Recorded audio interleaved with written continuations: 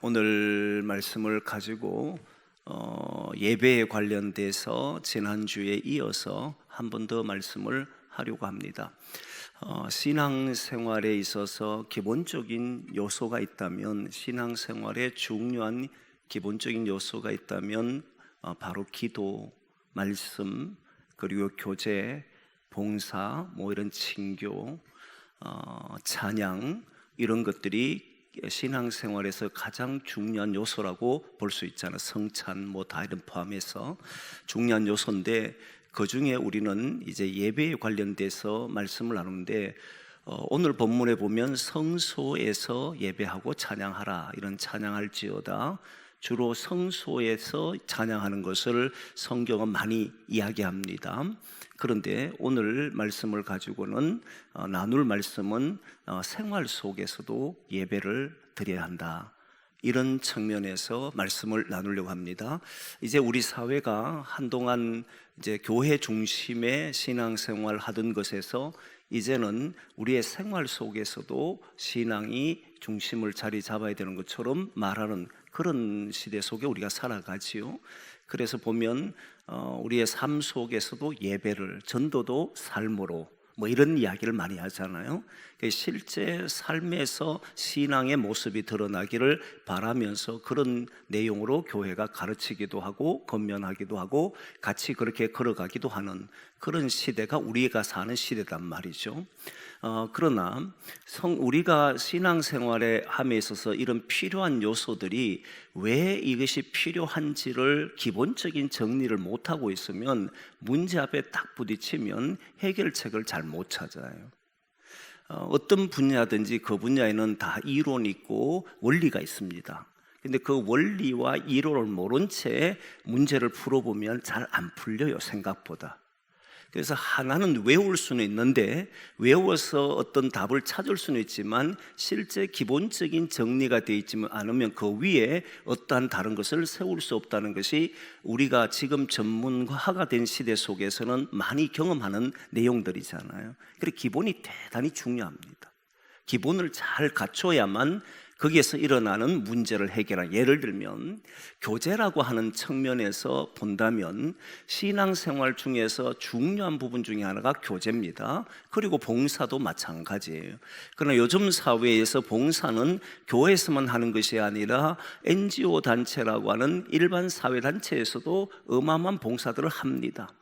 근데 기독교에서 하는 봉사가 다른 일반 단체에서 하는 봉사와 어떤 차이가 있는지, 그리고 기독교에서만 예배 드린 것이 아니라 다른 종교에서도 예배를 드리고 있는데 그 예배의 차이가 뭔지 기본적인 정리가 돼 있어야만 우리가 하는 것이 다르구나라는 것을 알게 된단 말이죠. 그 중에 하나가 교제를 보게 되면 현대 지금 교회 중에 가난한 교인들이 많이 늘어나고 있고, 그리고 또 코로나19 이후에 온라인 예배로 드리는 사람들이 급증하고 있습니다. 코로나19 이전에도 온라인 예배를 드리자라고 하는 바람이 있었습니다. 근데 있었지만 그러나 코로나 이후에 이만큼 그렇게 급증하지는 않았어요. 왜냐하면 적어도 기독인이라고 하면 온라인 예배가 아니라 하나님 앞에 와서 성전에서 예배 드린다는 기본적인 개념을 가지고 있었던 거예요. 그런데 코로나19가 터지면서 사람들이 유튜브를 통해서 또는 온라인 통해 예배를 드려보니까 처음에는 여러분 잘 아시는 대로 옷도 다 갖춰입고 주일 아침 되면 경건한 자세로 모니터를 보면서 예배를 드리는데, 그게 시간이 조금 지나니까 자세가 약간씩 흐트러지고 정해진 시간에 드리는 것이 아니라 다 마치고 나면 유튜브를 틀어서 자기가 정해진 시간에, 필요한 시간에 또는 자기가 드릴 수 있는 시간에 드리는 사람들도 생기고 굉장히 자유롭게 예배를 드리게 돼버렸잖아요. 그럴 때에 우리 성도들 가운데도 그런 고백을 했지만, 그래 예배 드리니까 예배를 드린 같지가 않아요. 그래서 현장 예배를 드려야 되겠습니다 라고 해서 현장 예배를 사모하는 사람도 일어났지만, 한편 반대급부로서 나타난 것이 그래 드려보니까 너무 편한 거예요. 그래서 그 편리함을 이제 찾아서 예배 드리는 사람도 있다는 사실이에요. 그러니까 모든 사람은 그런 게 아니에요. 유튜브를 통해서나 온라인으로 드릴 수밖에 없는 사람도 있습니다. 병원에 입원한 상황이나 또는 해외에 있는 경우나 또는 여러 가지 현재의 상황에서 도저히 예배 현장 예배를 참여할 수 없는 사람들이 유튜브나 온라인을 통해서 예배 드리는 것이 생김으로써 굉장히 많은 신앙에 도움을 받고 있는 것도 사실이에요. 그러니까 모든 것을 일반화시켜서 저건 나쁜 거야, 이건 좋은 거야 라고 말하면 안 된다는 거예요. 병상에 있던 분들이 평생 예배를 드리고 싶었는데 드릴 수 없을 때 온라인으로 드릴 수 있는 이런 귀한 어떤 것을 주는 것은 그분들에게 복이잖아요. 정말 귀한 것들이잖아요. 모든 것을 다 흑백 논리로서 이야기할 수 없는 건 맞아요.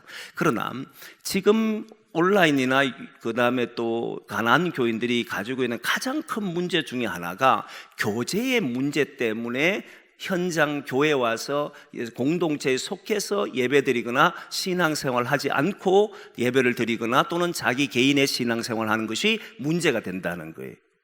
어떤 특정한 문제 때문에 하나님 앞에 나오지 못하고 개인에서 자기 혼자 편리하니까 드려버리는 이런 것이 오히려 문제가 되고 있거든요. 이건 뭐 때문에 그러냐면 기독교인의 교제에 대해서 정리가 안 돼 있어서 그래요.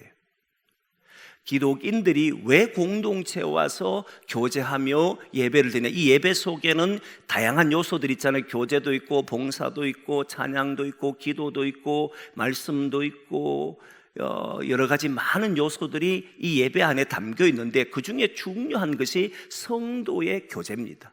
성도의 교제는 오늘 우리가 서로 교제합시다. 오늘 하루 섬에서 오늘 주님의 복을 받기를 원합니다. 한 주간 승리하십시오. 이런 것을 교제라 말하지 않아요. 이 교제 속에는 예수 그리스도를 믿고 난 이후에 우리가 하나님의 백성이 되고 보니까 우리가 어떻게 살아야 하는지를 알게 된 거예요. 주의 말씀을 듣고 보니 주의 백성들이 어떻게 행해야 되고 어떻게 살아야 되는지를 알게 된 거잖아요.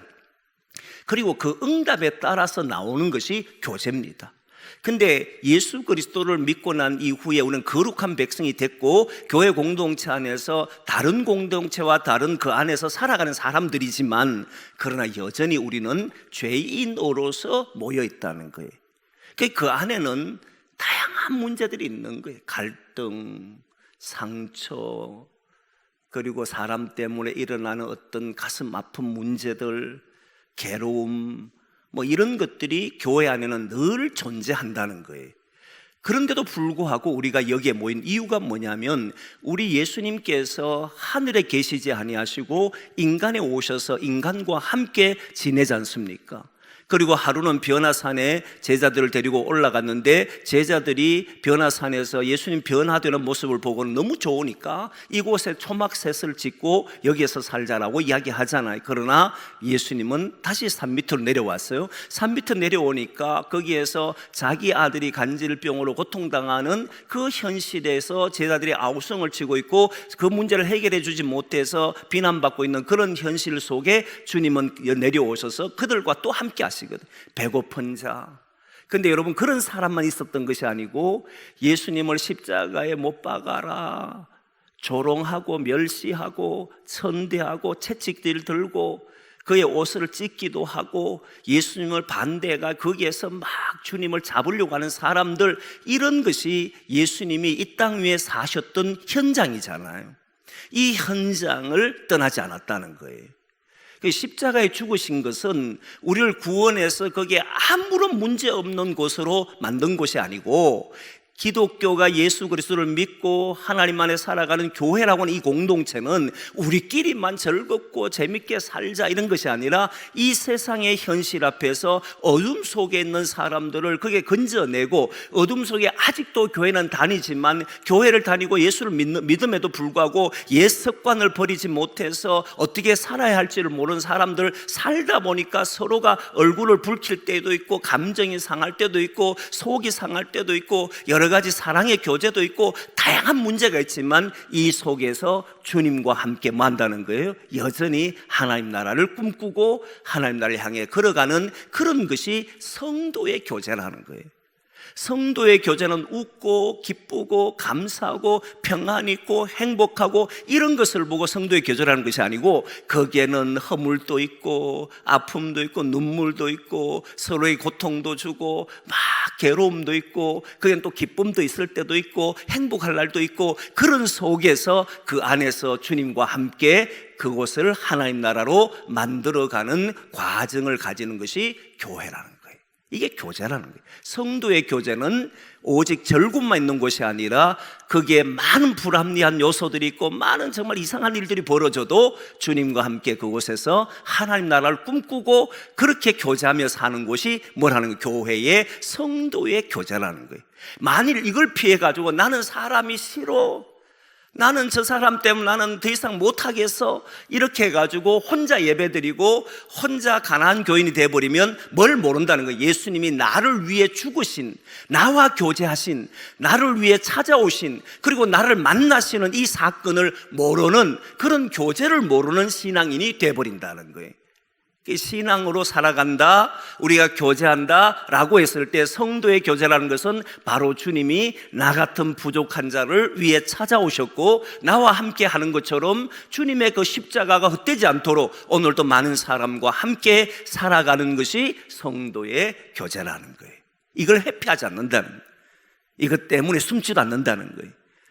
이것 때문에 넘어지지도 않는다는 거예요. 왜? 주님을 믿고 거기에서 주님이 이기신 것처럼 그 모든 문제를 하나하나 해결해 가는 것이 기도 공동체라는 거예요. 일반 사회 교제는 그렇지 않습니다. 일반 사회 교제는 싫으면 떠나면 돼요. 싫으면 안 하면 돼요. 저 사람이 나를 힘들게 하면 안 만나면 돼요. 그게 일반 세상의 교제잖아요.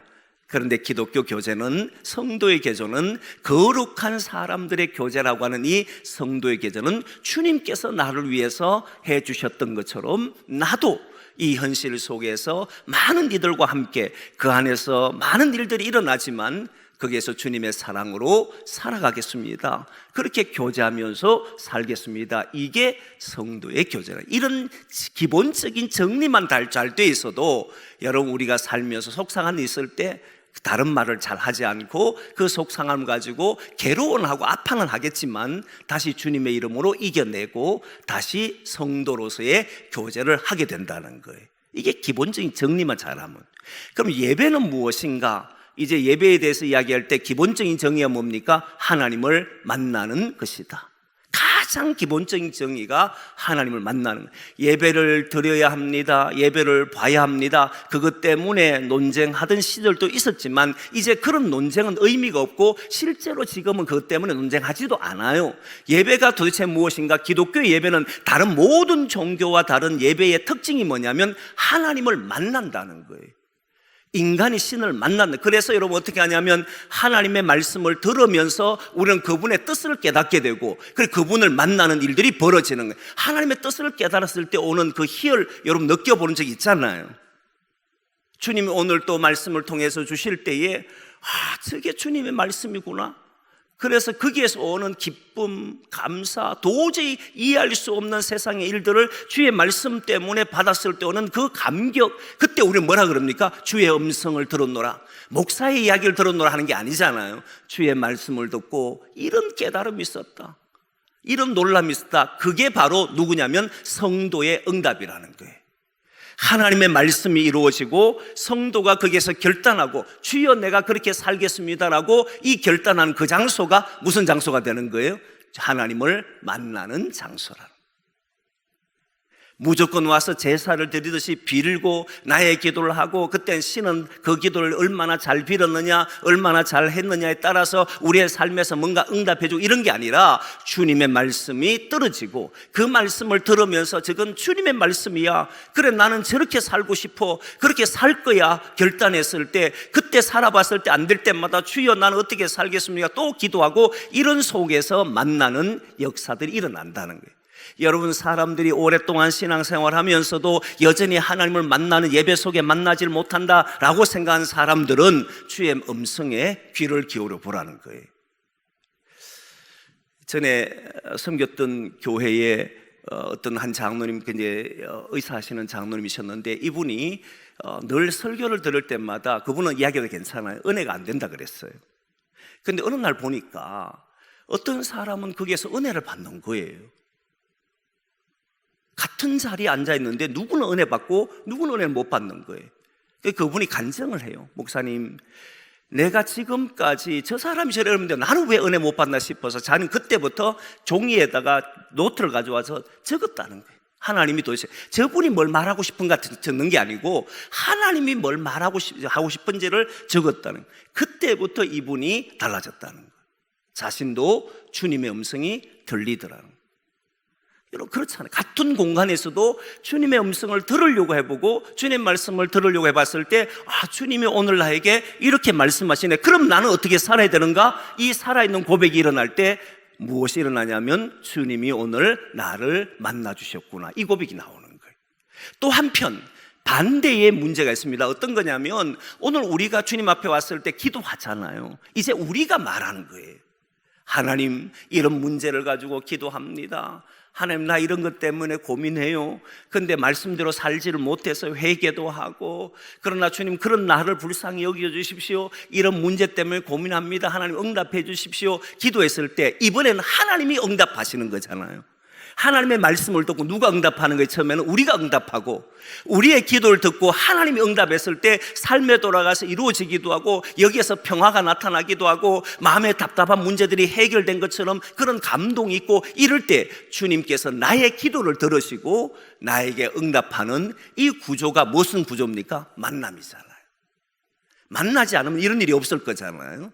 그래서 예배 속에는 하나님의 만남이 있는데 말씀하시고 응답하시고, 기도하시고 하나님 응답하시고, 이런 구조를 가지고 있는 것이 기독교의 예배다. 그래서 저는 우리 교회 예배 시간에 올 때마다 온 성도들이 그 하나님이 주시는 응답을 받고, 말씀을 받고 응답하고, 또 우리의 간구하는 기도에 하나님이 응답하는 이런 놀라운 만남의 장소가 저와 여러분이 있는 이 장소가 되기를 소망합니다. 그게 이제 예배라는 거예요. 그리고 예배는 다른 의미가 있는 것이 아니라 하나님을 만난다는 거예요. 기도가 무엇이냐? 다른 모든 일반적인 종교에서 기도는 다 비는 겁니다. 빌지 않는 것은 없어요. 그러나 기독교의 기도는 다 만남이잖아요. 대화잖아요.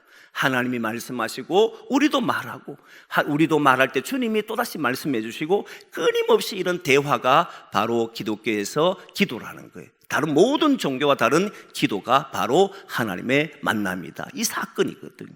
오늘은 두 가지를 이야기하려고 합니다. 두 가지 이야기 중에 하나가 안식일인가 주일인가 하는 개념 하나와, 그리고 생활 속에서 예배라는 게 도대체 무엇인가, 이 두 가지 큰 주제로 말씀을 드리려고 하는데, 안식일인가 주일인가 라고 하는 개념은 이미 제가 여러 차례 우리 교회들한테 이야기했기 때문에 알 겁니다.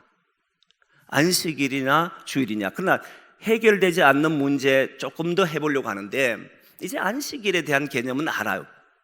그런데 여러분, 왜 안식일이 유대인들은 금요일 해질 때부터 시작해서 토요일 해질 때까지 지켰는가? 토요일 해질 때부터 주일 해질 때까지 지키면 안 됐는가? 월요일 해질 때부터 화요일 해질 때가 안식일로 삼으면 안 되는가? 왜 하필이 금요일 해질 때부터 토요일 해질 때까지 안식일을 지켰는가? 그리고 또 이상하잖아요. 왜 해질 때부터 해지는 데까지가 안식일 하루 보지 않습니까? 하루를 봅니다.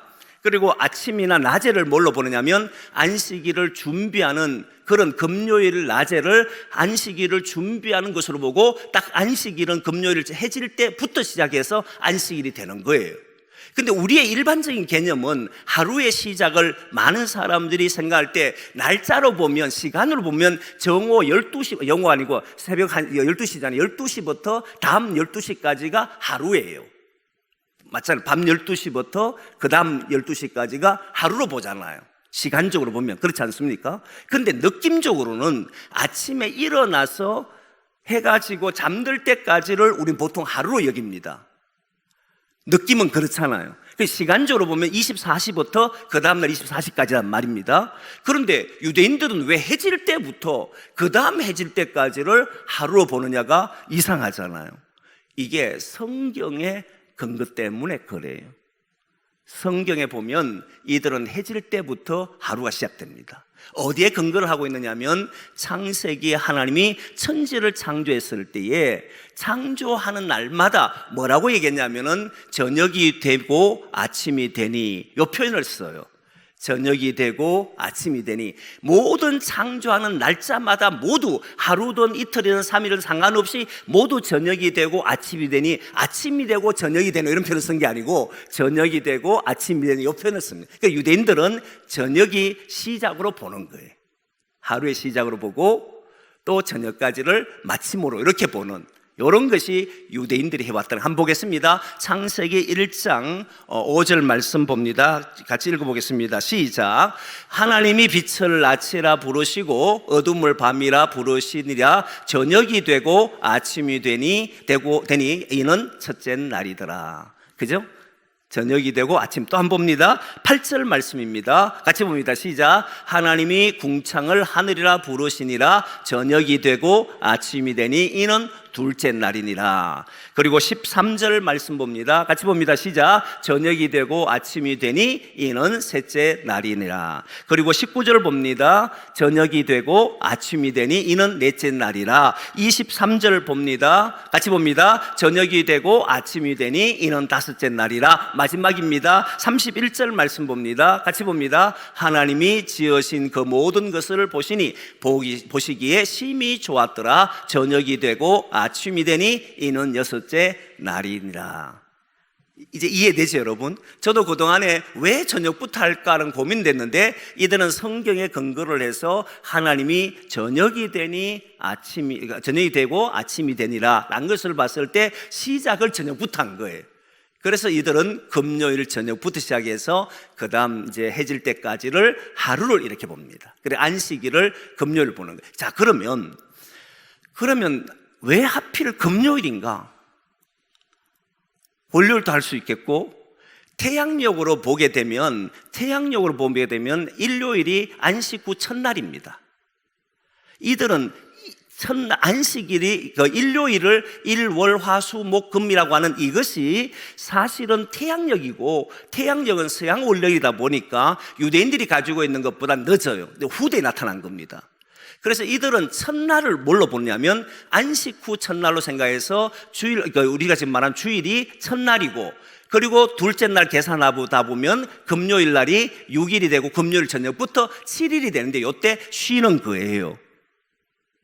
그런데 저는 그렇게 설명을 해도 이해 안 되는 것이, 왜 첫날을 안식일이 정해졌잖아요. 금요일로 봤기 때문에 그 다음날 일요일을 첫날로 본 거잖아요. 월요일 다음날 화요일이 첫날이라 그랬으면 주일 저녁부터 월요일 저녁까지가 안식일이 되는 거잖아요. 그러니까 이게 설명하기 너무 어렵더라고. 아무리 찾아봐도 쉽지 않아요.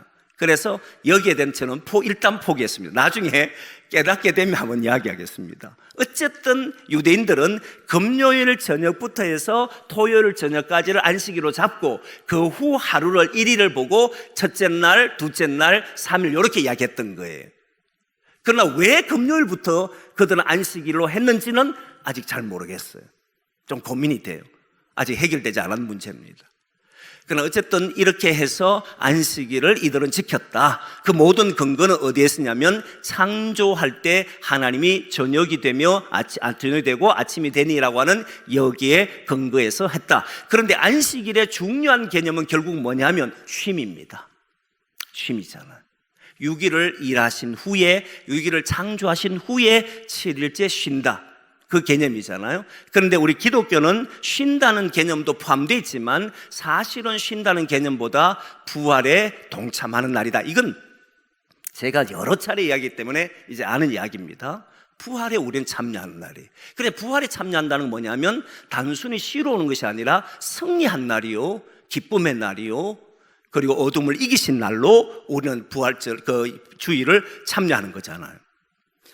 그런데 여러분 보시면 주님이 부활하신 그날에 그래서 어두움이 깃들면 안 된다고 이야기하고, 어두움이 깃드는 일들을 주일을 하면 안 돼요.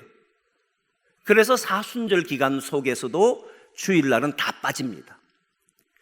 근심하고 괴롭고 자기를 아프게 하고 금식하고 이런 모든 것은 주일에 하지 않아요. 이유가 뭐냐면 그날은 어둠에서 승리한 날이기 때문에.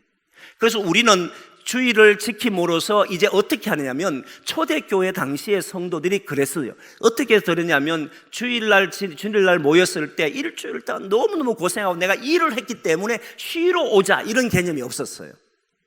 원래 6일 일하고 나면 우리 모든 육체는 쉬어줘야 되는데, 그런 개념보다는 이 세상의 고난과 아픔 속에서도 예수 그리스도의 이름으로 증거하고, 그러나 내 힘으로 내 능력으로 되지 않지만 나는 오늘 또 주님의 날을 찾으며 주님 나라에서 부활하고 승리한 것을 선포하고, 나는 오늘 또 주님의 부활하심을 함께 기뻐하고, 거기에서 받은 은혜를 가지고 나는 다시 세상에 나가서 내게 주어진 삶의 자리에서 부활하신 주님과 함께 승리하겠노라고, 그래서 모였던 자리가 주일이었어요. 주일날 부활하신 주님을 만나러 오는 자리였다는 거예요. 그게 주일이라는 개념이에요.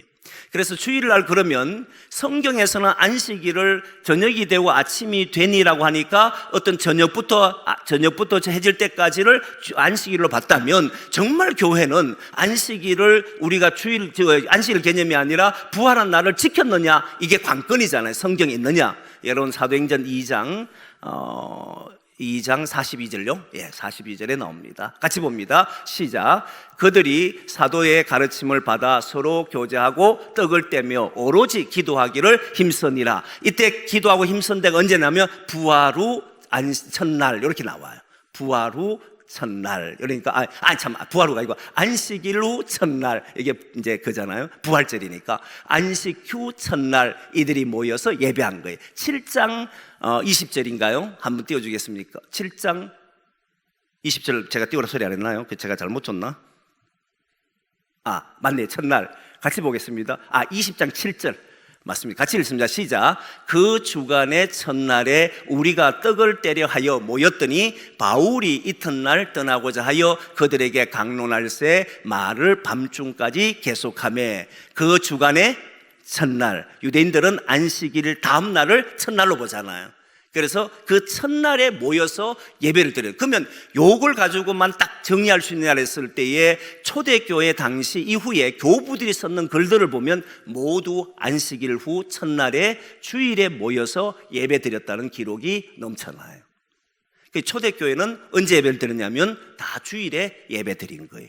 이때는 쉬려고 모인 것이 아니고, 쉼도 있지만은 부활하신 주님을 승리하신 것을 찬양하고, 그 승리하신 것을 가지고 우리는 세상에 나가 로마와, 그리고 세상에 우리를 굴복하는 모든 어둠에, 굴복시키려고 하는 어둠을 이기겠다라고 하는 그런 내용이 담겨 있는 것이 주일이에요. 그래서 제가 이런 것을 여러분들 한번 강조한 적이 있잖아요. 여러분, 이제 세상에 나와서 여러분 주님의 이름으로 부활하신 주님과 함께 사십시오. 그리고 거기에 힘든 일, 어려운 일이 있을 겁니다. 그러나 우리는 거기에서 살다가 다시 주님 전에 와서 다시 부활하신 주님을 높여드리자고, 부활을 경험하자고, 이런 이야기를 한 번씩 한 적이 있잖아요. 그래서 저는 사순절을 보내면서도 마찬가지입니다. 부활주일 되었을 때에, 그때 저는 여러분들의 가정의 문제와 개인의 문제와 여러 가지 어려운 문제를 가지고 있다 할지라도, 이 사순절 기간 동안에 주님의 부활하심을, 승리하심을 가지고 우리가 살아가면서 부활주일 나왔을 때 주님이 승리하셨음을 나는 이번 사순절 동안 경험했습니다, 찬양하는 시간이 부활주일이 됐으면 좋겠다는 거예요. 힘들었습니다, 어려웠습니다, 지쳤습니다, 그래서 나는 주님 앞에서 좀 쉽니다, 이런 소리 하는 사람들이 아니고, 나는 주님의 말씀을 붙들고 살았고, 거기에서 고난도 있었고 아픔도 있었고 힘듦도 있었고 해결되지 않아서 눈물을 지을 때도 있었지만, 나는 끝내 주님이 우리에게 이기게 하신 것을 보았습니다. 그런 것을 목격하고 살아가는 성도가 되자는 거예요. 그게 부활주일에 참여하는 기쁨이 아니겠어요? 그걸 하는 것이 우리는 주일을 지키는 것이다. 여러분, 잊지 마십시오. 우리가 주일에 찾아와서 주님 앞에 나와서 예배를 드리는 것은 지난 시간에 힘들었기, 어렵기 때문에 지키는 게 아닙니다. 나는 어둠과 마주했고 어둠 속에서 예수의 이름으로 살려고 했고, 거기에서 부딪혔을 때 나에게 승리 주신 하나님 앞에 감사하여서 예배 자리에 와서 함께 예배하는 거예요. 그게 우리가 있는 이곳이 되기를 원합니다. 그를 마음을 계속 가지. 자, 이제 생활 예배로 넘어갑니다. 교회 안에서 매일 예배 드리면 좋아요. 물론 새벽 기도도 있고 하기 때문에 매일 예배 드리지만, 이제 생활 예배에 대한 이야기들이 참 많이 나오고 있습니다. 우리나라에서 생활 예배라 해서 드렸던 적이 언제부터 있었느냐 하면 사실은 선교 초기부터 있었습니다. 선교 초기에 주일이라고 하는 성전이라고 하는 개념이 없었잖아요. 성전을 잘 못 만들었어요. 어떻게 그 선교 초기에 교회를 만들겠습니까? 그러다 보니까 모여서 비밀 예배 드리기도 하고 뭐 이렇게 됐단 말이에요. 그때 교인들을 관리하려면 주일만 모여서 예배 드릴 수가 없었으니까 곳곳에서 가정에서든지 어디에서든지 함께 모여서 예배 드릴 때가 있었어요. 이것이 생활 예배의 시초였습니다. 그러다가 1950년도경 1960년 저도 그때 그 교회에 대한 이야기를 참 많이 읽었던 적이 있습니다. 어느 교회냐면 여의도 순복음 교회. 그때 그 교회가 어떻게 교회를 모으냐면은 당시에 어마어마한 숫자들이 교회 왔잖아요. 그래서 그때 했던 방식을 저는 참 기억이 나는데 셔틀버스를 운영했어요. 그 당시에 셔틀버스를 운영한다는 건 상상도 할 수 없는 이야기잖아요. 제가 이제 70년대 80년 되면서 이제 고등학교 좀 되고 이럴 때 읽었단 말이에요. 어떻게 하느냐면 셔틀버스 하는데 그 교인들 중에 먹고 사는 문제가 많이 힘드니까 교인들에게도 도움돼야 되잖아요. 그래서 누군가가 셔틀버스를 마련하면 그 오는 길을 다 이제 노선을 정해가지고 그 노선에 교회 오기 편하도록 만들어준 거예요. 그러면서 그 셔틀버스 운행한 사람에도 교회에서 도움이 되기도 하고, 그리고 오는 사람들이 편하게 오기도 하고, 이렇게 해가지고 각 지역마다 자기들이 주차하는 공간에다가 여의도 순복음 가는 교회라고 해서 팻말 붙여놓으면 거기에 와 줄 서 있고 차를 타고 오고 이렇게 했다는 거예요. 대단한 교회죠. 엄청 앞선 교회죠. 그런데 그때 순복음교회가 되게 컸잖아요. 그런데 그와 함께 순복음교회에서 했던 일들이 뭐냐면 구역예배예요.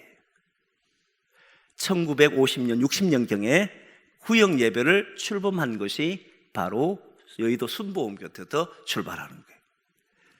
구역예배라는 개념이 없었습니다. 그리고 구역예배를 드렸어요. 그때마다 이제 숫자는 막 늘어가는데 주일날 모여서 온다는 게 쉽지가 않잖아요. 그래서 셔틀버스를 운행해야만 올 정도니까 일주일에 한 번 정도 올까 말까 하단 말이에요. 그 당시에 뭐 버스가 많았겠습니까? 그러니까 그 지역별로 돌봄의 사역, 목회적 사역 때문에 구역 공간을 만들어서 거기에서 예배를 드리기 시작했던 거예요. 구역 예배를 드려. 이게 생활 예배라는 거예요. 성전에서 와서 예배 드려야 되지만 성전까지 오기는 너무나도 멀고 새벽이든 이렇게 하기는 어려우니까 그 구역에서 모여서 성도들의 교제도 일어나고 말씀도 듣게 하고 돌보기도 하고 이렇게 하는 모임들이 그 당시에 구역 예배였던 거예요. 그런데 2000년 정도 들어와서부터 시작해서 구역 예배에 대한 회의적인 반응이 많이 일어났습니다. 저도 부목 생활할 때 구역 예배를 왜 굳이 드려야 되느냐라고 하는 문제들이 굉장히 많이 제기됐고, 그래서 구역 예배 때에 문제가 되기 때문에 이걸 어떻게 해결해야 되냐 많은 노력을 했습니다. 그럴 때에 저보다 앞서 있는 1990년대 그때 저는 신학교 다닐 때란 말이에요. 신학교 다닐 때 특히 신대원 다닐 때에 나타났던 문제가 있어요. 뭘 했느냐면 여러분 셀이라고 하는 것이 전 세계적으로 들고 일어났었어요. 미국에서 교회 성장이라고 하는 프로그램을 함으로써 실제로는 이게 콜롬비아부터 비롯되는 걸로 알고 있는데 거기에서 셀이라고 하는 모임을 통해 가지고 이제는 구역이라는 제도보다는 셀 모임이라서 자기들이 좋아하는 모임들을 만들기 시작했어요. 그때 셀 책이 어마어마하게 많이 나왔습니다. 1998년, 9년, 2000도 오면서 이미 세계적으로 움직였지만 제 눈으로 보기에는 그때 연구가 막 되기 시작했고 일부 교회에서는 그걸 했었어요. 알파 같은 경우는 영국에서 시작됐고 일산 한소망 교회가 알파로서 성공한 교회잖아요. 그리고 G12라 해가지고 그 이후에 부산의 풍성한 교회에서 G12를 했잖아요. 이 전부 셀 그룹의 모형이었단 말이에요. 그러니까 전에 구역 제도를 완전히 없애요. 그래 그 교회는 구역 제도 없애는 것 때문에 교인들과 충돌이 나서 떠나는 교인들도 많았고 다시 그걸로 모여드는 교인들도 많았고 한 10년 동안 갈등이 있었어요. 그 교회가 모든 그런 새롭게 시도한 교회들은 갈등이 있었어요. 그런데 셀 모임을 함으로써 자신들에 맞는 사람들끼리 모이기 시작하니까 그 교회들이 더 이상 막 성장하기 시작하는 이런 일이 벌어진 거예요. 그런데 이게 바로 생활 예배였다는 거예요. 그런데 여기에 문제가 있는 것이 뭐냐면, 다 좋았는데 문제가 있는 것이 뭐냐면, 예배라고 하는 것이 왜 모이는지를 모르고 그냥 교회의 돌봄이나 그냥 교회에 어떤 손이 미치지 못한 곳에 있으니까 교인들을 돌아보기 위한 하나의 모임으로만 생각했다는 거예요. 예배를 드려요. 근데 예배를 드린 데는 전부 형식적으로 드리는 거예요. 예배를 드리고 모임을 중요하게 여기고 이렇게 했다는 거예요. 근데 조금 전에 이야기했을 때 예배라는 게 뭐라 그랬습니까? 하나님과의 만남이잖아요. 어떤 모임도, 기독교의 어떤 모임도 무엇이 가장 먼저 이루어져야 됩니까? 예배가 가장 먼저 이루어져야 돼요. 이때 예배는 그냥 예배 찬송 부르고 기도하고 말씀 듣고 이런 것이 아니라 하나님과의 만남의 예배가 되도록 해야 되는 거예요. 그냥 어떤 프로그램을 하기 전에 예배 드리는 형식이 아니고, 우리가 하나님 만나지 않고는 기독교의 교제가 아니기에, 성도의 교제가 아니기에 우리는 하나님을 만나야만 그게 모든 것이 이루어지기 때문에 그것이 우리의 삶의 자리에서 나타나도록 하는 것이 생활 예배라고 하는 것으로 지금은 자리매김한다고 보는 거예요. 우리 교회가 지금 달란트 교회로 갑니다. 달란트라고 하는 자기의 재능에 따라서 움직입니다. 그러다 보면 우리도 은연중에 예배를 드려야 된다는, 그냥 기독이니까 예배를 드려야지라고 하는 생각을 가지고 있는 분들이 있는데 그게 아니에요. 우리 기독교의 예배는 하나님이 만나지 않으면 어떤 모임도 다 인간적인 모임이라는 거예요. 인간적인 모임이 될 수밖에 없게 되어 있습니다. 하나님을 만나지 않고 하나님이 그 안에 역사하지 않는 모임은 결국 다 깨집니다. 해보시면 알지만 반드시 그 모임은 뭐가 된다는 거예요? 하나님을 만나려고 하시라. 하나님이 임재해 주시길 바라고, 그 말씀을 통해 내가 듣기를 원하고, 또 내가 기도했을 때 하나님이 나의 기도를 듣고 응답해 주는 그런 장소가 교회만이 아니라 우리의 삶의 자리에서 각 달란트 모임에서 그런 일들이 일어나야 한다는 거예요. 그냥 교인들을 잘 돌보는 그런 게 아니라 하나님의 만남의 장소가 어디에 된다는 겁니까? 우리의 삶의 자리에서 나타나야 한다는 거예요. 왜 이게 그렇게 중요하냐면, 이제 성경 구절 몇 구절 보면서 기도하려고 하는데요, 요한 1서 말씀을 제가 참 좋아하는 말씀 중에 하나인데, 요한 1서 1장 하나 띄워줘 보겠습니까? 1장 3절. 요한 1서를 편지 쓴 이유가 있습니다. 한번 보겠습니다. 사도 요한이 이렇게 편지를 쓴 이유입니다. 같이 봅니다. 시작. 우리가 보고 들은 바를 너희에게도 전함은 너희로 우리와 사귐 있게 하려 함이니 우리의 사귐은 아버지와 그의 아들 예수 그리스도와 더불어 누립니다. 잠깐 그대로 더 봅니다.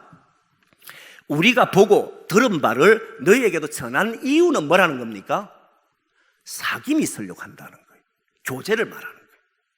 내가 복음을 전하는 것은 교제를 위한 거다. 내가 아버지께로 주님께로 들었던 말씀, 보았던 것을 여러분에 전하는 이유는 뭐라는 거예요? 나처럼 나도 여러분들과 사귀기를 원한다. 교제를 이야기한 거예요.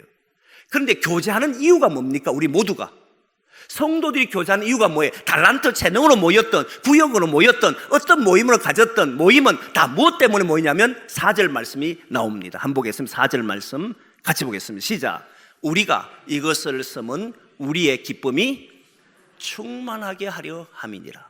그죠? 됐습니다. 예수 그리스도께서 메시지를 전했을 때, 말씀을 전했을 때, 내가 너에게 이것을 이름은 내 기쁨이 너희 안에서 너희 기쁨을 뭐 하려고 한다고요? 충만하게 하려 합니다. 대제사장의 기도 속에서도 예수님이 기도할 때 내 기쁨이 너희 안에서 너희 기쁨을 충만하게 하려 한다. 이 기쁨이 충만하게 하고 싶어서 주님 우리에게 온 거잖아요. 어둠 속에서 불안하고 두려워하고 괴로워하고 아파하는 우리가 주님으로 인해서 주님의 기쁨을 우리가 가지기를 원하는 것이 주님이에요. 그래서 여러분, 우리 기독인은 모였을 때마다 어떤 것이 일어나길 원했냐면 주님의 기쁨이 넘쳐나도록 해야 한다는 거예요. 그건 어디에서도 비롯되느냐 하면 우리끼리만 모이면, 여러분 사람이요, 사람끼리 모이면 에너지를 자꾸 쓸까요? 에너지를 공급받을 것 같아요. 씁니다. 이유 불문하고 써요. 에너지를 쓰면요 지칩니다. 다 지쳐요. 세월이 딱 시간만 되면 괴로워합니다. 그래서 많은 사람들이 봉사하고 괴롭다고 하는 이유도 다 거기에 있는 거예요. 왜냐하면 에너지를 내가 쓰니까. 그런데 여러분, 우리 주님 안에서 교제는, 내가 이것을 쓰는 이유는 했던 그 교제는 결국 자기가 사귀는 게 아니에요. 자기가 사면 다 이상하게 돼요. 목사가 성도를 만날 때 인간적으로 만나면 이상해져 버리잖아요. 교인들이 교인을 만나고 전하고 하는데 인간적으로 만나면 다 문제가 생깁니다. 거기에는 그 사귐은 반드시 있어야 될 게 있어요. 뭐냐면 다시 3절로 보겠습니다. 요한일서 3절입니다. 1장 3절 같이 볼까요? 시작. 우리가 보고 들은 바를 너희에게도 전함은 너희로 우리와 사귐 있게 하려 함이니 우리의 사귐은 아버지와 그의 아들 예수 그리스도와 더불어 누림이라. 아버지와 예수 그리스도가 빠진 채 우리끼리 모이면 인간적인 모임인 거예요. 예배도 우리끼리 모여서 하는 건 다 인간적인 거예요. 다 인간적 교제예요. 딱 예수 그리스도와 아버지와 함께 교제가 있을 때에 뭐가 있다는 걸 바꿔야 됩니다. 이제 넘어가야 됩니다. 뭐가 있냐면 하나님이 주시는 기쁨이 있더라. 그때의 기쁨을 누리더라. 저는 우리 교회가 이런 기쁨을 누리기를 원하는 거예요. 재능 가지고 달란트 모임을 하더라도 거기에 보면 누군가 또 앞에 서서 봉사합니다, 지친다 말합니다. 여러분, 주님만에서 먼저 교제하시라. 그게 뭐란 거예요? 예배잖아요. 주님 안에 예배하시라. 우리의 삶의 자리에서 예배하시고 주님으로부터 공급을 받으면 지칠 일이 없어요. 왜? 감사한데, 기쁜데. 우리가 그렇게 신앙하기를 원합니다. 그래서 교회 와서 예배만 하는데 이 1시간 예배가 아니라 우리의 삶의 자리에서 가정끼리 모여서 예배하는 것도 뭡니까? 가정 예배가 아니라 삶의 예배, 생활 예배라 그래요. 재능 있는 사람끼리 모여서 예배도 뭐라는 거예요? 생활 예배예요. 구역끼리 모여서 예배 드리는 것도 뭐예요? 생활 예배예요. 다 예배가 되어서 하나님을 만나는 자리였다는 거예요. 그리고 거기에서 교제가 일어났기 때문에 한국교회는 여기까지 왔다는 겁니다. 그런 교제가 풍성해지는 교회가 저와 여러분들이 되기를 원합니다.